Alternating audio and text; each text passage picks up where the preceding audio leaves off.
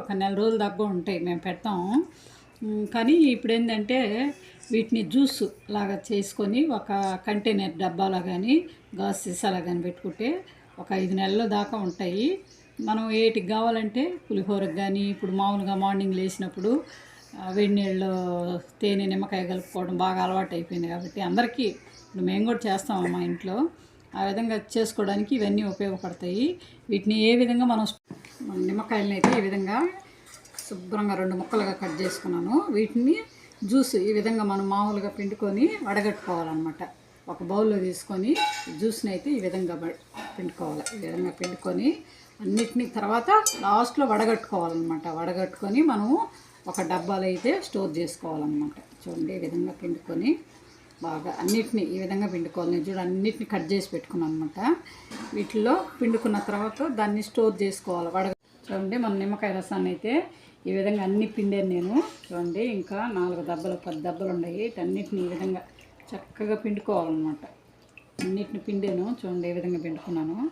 వీటన్నిటిని చక్కగా పిండుకున్న తర్వాత వడగట్టుకోవాలన్నమాట. నీట్గా ఒక కంటైనర్లో ఒక గాజు సీసాలా కానీ డబ్బాలా కానీ పెట్టుకుంటే ఉప్పేసి బాగా ఒక 5 నెలల వరకు వాడుకోవచ్చు. ఏది మామూలుగా మనం వీటికి కావాలంటే అది పులిహోర అయితే పులిహోర, నిమ్మకాయ నీళ్ళు తాగాలన్నప్పుడు ఇప్పుడు ఎండాకాలం వస్తుంది కాబట్టి ఎక్కువ కొంచెం చక్కెర ఉప్పు వేసుకొని తాగితే కూడా చాలా అంటే ఎండకి బాగా పనికొస్తాయి అన్నమాట. ఇవన్నీ నేను మా అమ్మ చేసేది ఇవన్నీ, అందువల్ల నాకు తెలుసు అన్నమాట.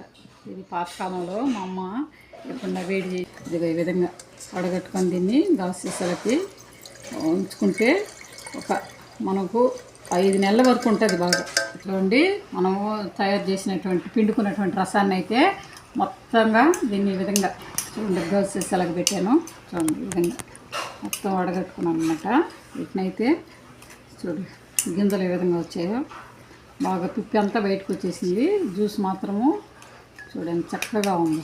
చూస్తాము 1 టేబుల్ స్పూన్ ఉప్పు అయితే యాడ్ చేస్తున్నాను. మనం ఉప్పు యాడ్ చేసుకున్నందువల్ల నిల్వ అనేది ఉంటుంది అనమాట, పాడవకుండా ఫ్రిడ్జ్లో పెట్టుకుంటే ఒక 5 నెలలు ఉంటుంది అనమాట.